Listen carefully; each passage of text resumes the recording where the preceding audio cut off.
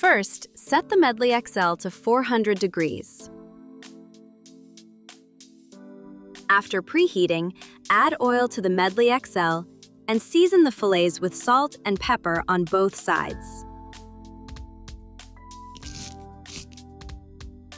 Add the fillets to the Medley XL and sear on both sides until golden brown.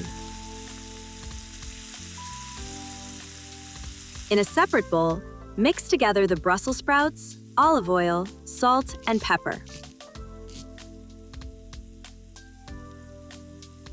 Add the Brussels sprouts to the Medley XL. Sear for another few minutes. Then set the fillets aside to rest.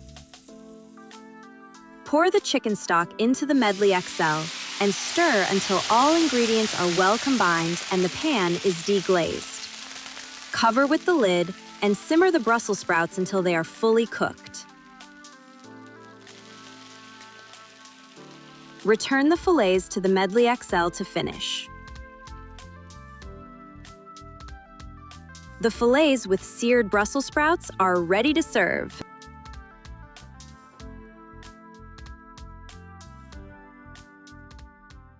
Nuwave, trusted name in home cooking and appliances.